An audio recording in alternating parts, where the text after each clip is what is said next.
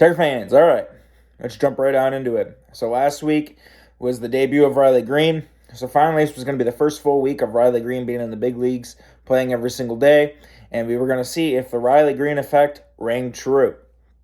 So, like I said in my last video, it was a great way to end the homestand, how they were able to take a split from the Rangers and the offense exploded.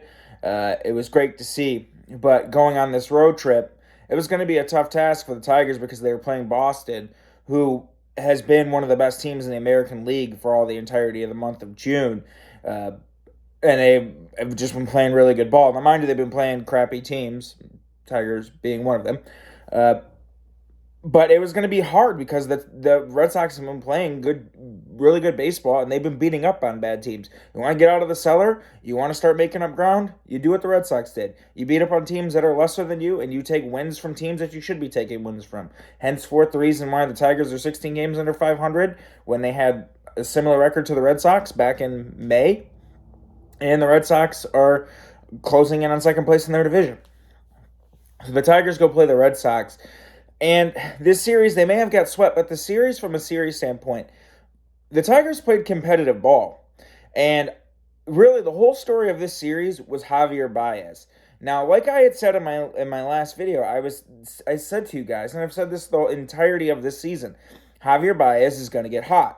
Javier Baez is going to carry the Tigers. Javier Baez's numbers always look the same at the end of the season, or close to the same at the end of the season every single year, because he's going to go on streaks where he looks like he did after he came off the IL in April and pretty much was non-existent in May, to the point where he had 3 straight games with a home run, what he did in Arizona, and absolutely goes off. So in Boston, the guy hit like 500 for the series, had a home run in, I think, all 3 games in the series, and absolutely destroyed. And the Tigers' offense, again, in a tough place like Fenway, showed out. Like, they had a couple games where they scored first, but the Red Sox are a good team. You're not gonna go into Fenway, even score as good as the Tigers have been scoring first over the last week or so, and how good they've been at holding leads. And it's going to be a tough series for you. Like, Brisky pitched a damn good game, a really good game in Fenway. Or no, it wasn't Brisky, but yeah, it was Brisky pitched a damn good game, and they lost. Alex Faedo, he was kind of doing with smoke and mirrors, and he found out real quick, he's got some work to do against lefties, because left-handed hitters this year have absolutely destroyed Alex Faedo. When Faedo can't throw his slider, he has a hard time of getting hitters out.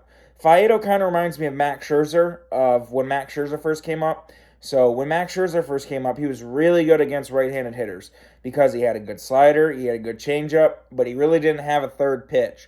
So when Max Scherzer developed a curveball like 2010, 2011, if you go look at Max Scherzer's second half stats of 2011, 2012, 2013, he was always a second half pitcher. But you go look every single one of those years, and the second half of splits against lefties got continually better and better and better until 2014, where he absolutely exploded and became the Max Scherzer we know. And a lot of it had to do with because he developed a legitimate third pitch. He wasn't when Max Scherzer first came up, he really didn't have consistent command. He had a lot of issues with his delivery, and he had inconsistent fastball command, couldn't get out left-handers, and didn't really have a legitimate third pitch. Fixed his mechanics, developed a fastball command, had a good slider, fastball, changeup, and then developed that curveball, which really kept lefties honest, and he was a stud. And I think with Alex Faedo, the kid throws hard, and you see why he was a first-round pick. I mean, his slider is really good. His start against the Diamondbacks, his slider was as good as I've seen it so far this year, but he got into some trouble because his command eluded him mid-game, and the Diamondbacks lefties hit him. And in the start against the Red Sox, it was just like he was 0-1, 2-0 on every single Red Sox hitter, and they loaded up their lineup with left-handed hitters against Alex Faedo, and they ate him up. It is what it is. And I really think that Faedo, he needs to develop a third pitch, because whether it's going to be his changeup, that so far has been his hardest pitch that he's had the issue with commanding. If you look at Faedo, man, like, that guy throws his changeup glove side up, so much or he hangs it. He has a really hard time getting that pitch down, I've noticed. And I think unless he develops a changeup, which I don't know if that's the ideal pitch, because for the longest time, you never wanted to be a righty throwing a changeup to a lefty. Oh, no, that was right on right. Excuse me. So what am I talking about? You want a good changeup against a lefty. I'm a moron. Don't listen to me. You don't want. It was always you don't want to throw a changeup to the same handedness hitter, right on right, left on left. But since that's kind of been disproven. But whether he develops his changeup and that becomes his third pitch, whether he develops a curveball, who knows? Because the fastball and slider is there. But his command keeps slipping him mid-game, and lefties eat him up. And the Tigers ended up going into Fenway despite Javier Baez's best efforts to, power the Tigers' offense, and they get swept. But every single game, the Tigers' offense took the lead twice early in two of the three games. The Red Sox are just really hot, and their left-handed hitters were great. I mean, when you have Jarren Duran in the first game of the series, they couldn't get him out. I mean, the guy is fast as hell. He was on second base every single time he put the ball in play. And then Rafael Devers had a good series. And Alexander Bogaerts is such a damn good hitter, and they called up Jeter Downs, and he made his debut. They're loaded. And Michael Wacha pitched extremely good against the Tigers. And then that one kid, Wojnarowski, he had his best start of the year against the Tigers so far. But, they got swept, but their offense was a lot better. And especially that game 2 of the series against the Red Sox. There was some really good defense in that game. So at least the Tigers played them close. It's better than seeing them score 1 run with 3 hits and lose 7-1. Their offense so far, they've scored first, I think, in 4 of their 5 last games. So at least they're coming out and being competitive. And Riley Green has cooled off some. We didn't expect him to hit 500 for the whole frickin' year, like I said, but he's still drawing walks. He had a really good series with the glove in Arizona. It was absolutely insane, some of the catches he made out there. So, they get swept. It is what it is. And then they go into Arizona, and this game was over before it started. Javier Baez continued to be hot. I think he hit a grand slam in the 3rd inning, and some guy was chirping him behind him, and he was, telling him to quit mouthing off. And he hits a 453-foot shot to left center field. And I don't know why any of the outfielders even moved. I would have just, if I was playing the outfield, I would have just stood there and looked up, and he crushed it. And the Tigers ended up winning this game.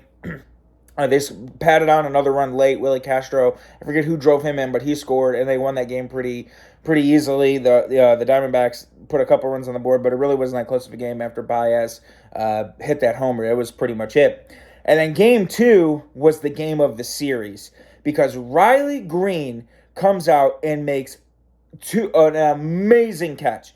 I think it was I can't forget the kid's name. It's not Kennedy or whatever, but he hit a ball into the right center field gap, and they had him shifted a little bit to the left, and it looked like he stood no chance. Like, honestly, it's more of a Victor Reyes ball than it is Riley Green, and he lays out full extension Superman grab, dives on his belly, and catches this ball, and my jaw was on the floor. I could not believe the freaking play he made out in center field. And this game came down to an at-bat where Cody Clemens was up, and Joe Mantiply, who had just been destroying left-handers all year, I don't think he allowed an earned run against them. Cody Clemens gets his first major league home run left on left, puts it in the seats, and the Tigers win this game. Gregory Soto comes out 1-2-3 in the 9th, throwing some of the best sliders I've seen him throw this year. The command was spot on, and it was one of the best ones I've saw this year because it was a close game. The defense that Riley Green played in center was freaking amazing, because Riley Green, he's had a couple of misplayed balls. It seems like, I don't know if it's going to be an issue, and I doubt it because of how good of a outfielder he is.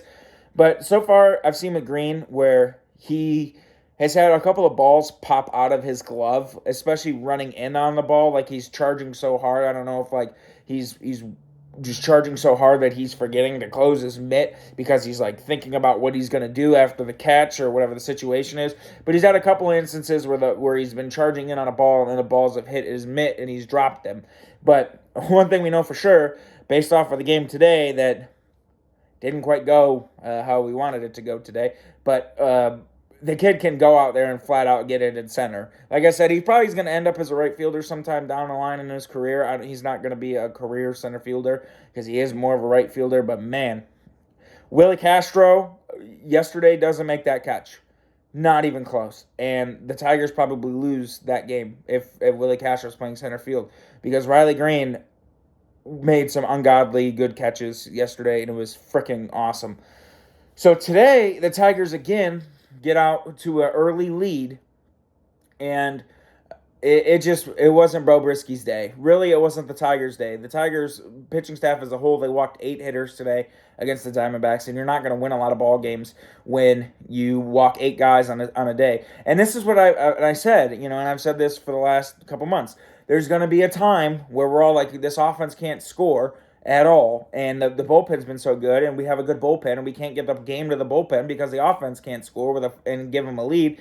Now, you see, like I said, it's the offense, since Riley Green has been called up, is averaging over 5 runs a game, which you average over 5 runs a game in MLB. You're one of the best offenses in the league. You're going to score a lot of runs. Now the offense has hit their stride a little bit. Now that Riley Green's up here, and the Riley Green effect is real. And the bullpen has been struggling a little bit. And you can't really blame the bullpen really at all. AJ Hinch has had to lean on them a lot. You got to think, how many starts this year have we had starters come out in the first, second innings with injury and whatnot like that? They've had to do multiple bullpen days. They've had to piece starts together with blow-up starts and whatnot like that because, like, Faedo's had a couple of rough starts his last couple times out. He hasn't given as many innings. And Bo Brisky had been a stud coming into today, but Brisky had, today was one of those Brisky games where he had an issue with his command. And his changeup was only so good, but he wasn't really getting it down like he normally does because his changeup's legit. And, his slider has been a work in progress for him. He's already changed his slider grip. He had a different slider grip coming up to the big leagues, and then he changed it back to his original slider grip that he felt more comfortable with, and it became a little bit better. Because, you look at his last 3 starts against some of the teams, New York, Boston, Toronto, he's been really good. Like, he had like a sub-250 ERA for the month of June coming into today. So, you got a guy who almost had an under 4 ERA coming into that start. You can't dog the kid for having a bad start. He's been the best starter for the month of June. And, Tarek Skubal's been a little bit regressed. So, you look at how many innings the bullpens have had to soak up over the last month. They've had to soak up a lot. And, you go look at guys like Lang and Vest, especially Lang. Like, Lang's got over 30 appearances, I think, so far. And Chafin's got to be coming in damn close to that. And for sure, Soto is coming in damn close to that. So you think of all the innings they're throwing and whatnot like that. They lost the game today. But you know something? If you look at the game as a whole, at least the offense was there. Like, Haas had a really big 3-run home run. The Tigers were up temporarily. That for the first 6 innings of this game, it was a back-and-forth slugfest, pretty much. Haas hits a 3-run home run. Willie Castro hits a triple. There was some really good at-bats, again, by Torkelson and Green. Torkelson rips a double in this game. It was back and forth. And then Dalton Varsho hits a 3-run shot over the pool. And, after the Diamondbacks had already scored a couple of runs, it just put the game on a reach. They made it 7-11 because Riley Green got another RBI off of a fielder's choice. But it really wasn't that close of a game. But at least we've seen some home runs this series. We've seen, again, games with, close to 10 hits or 10 hits. We've seen almost every single game this road trip where the Tigers are scoring at least 5 runs. We're seeing home runs. So, yeah, it sucks. They won 2 out of the whatever they played. So they had 3. They run 2 out of the last 6. But they took the series. They played competitive baseball, and that's all you can really ask for. And people are going to want to dog the bullpen, but it's like you can't. They've pitched so many damn innings, and they've kept the Tigers in so many games. And they've chewed up so many innings when games where starters haven't gone. And they've bridged the gap for bullpen days and whatnot like that. So it is what it is. I want to say, the Diamondbacks, they aren't a good hitting team like the Tigers are, but they're kind of scrappy too. That kid, their shortstop, Luis Perdomo, reminds me a lot of Alexi Ramirez, where he makes a lot of crazy plays and he has some crazy range, but he makes some really bad errors on balls that he should be routine on. Because Alexi Ramirez was the same way with the White Sox. He had like really good range, but he made a lot of bonehead errors on like routine balls. And Javier Baez had a tough series this series too. There was something up with the infield in Arizona because Javier Baez had some weird hops and had some weird plays that you don't really see him make. Like he had a ball hit directly off of him that popped up, and he caught it, and it was an out. And then he had a couple of weird plays where like the ball took weird hops on that dirt. So I don't know if it was something up with the turf. I don't know if it was something up with the dirt or the clay that they used, but both teams, it was affecting him. Like that game ending where Riley Green got the RBI. It should have been a tailor-made double play, but Perdomo again made an error. So it didn't really matter. Tigers take 2 of 3. They're heading off to San Francisco now for a quick 2-game set. Scooble's going to be pitching, and Ronnie Garcia has been pitching pretty damn good. Like his last couple starts out, he's pitched really well. Like he pitched game 1 of the Diamondback series. I think he went 5 innings, and then his last start out against Texas, I believe that was his last start out. He pitched well. Obviously, that one was easier because the Tigers scored him 14 runs. But his start against the Diamondbacks was good.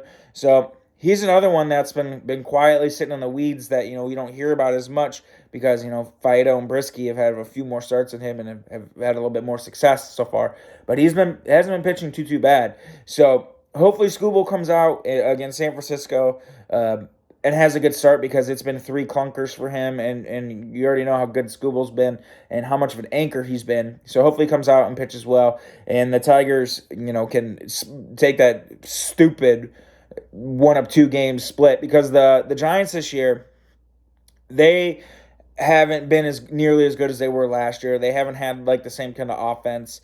Last year was a miracle year. They won like 107 games with a bunch of old guys who had a bunch of career years in their mid-30s. Like right now they're missing Brandon Crawford, and Buster Posey isn't there, and they had to already send down Joey Bart once. So their offense is okay. And, like Carlos Rodon, he got out to like that really crazy, amazingly good start, and he's got hit around a little bit so far in the last month or two. So who knows? We'll see. I just want to get this stupid rest of this West Coast swing over with. That way they're back at Comerica Park, and us East Coasters here aren't watching the games at 9:40 anymore and can go to bed at not 1 o'clock in the morning. But that's all I got for you guys today. Tigers get swept by Boston.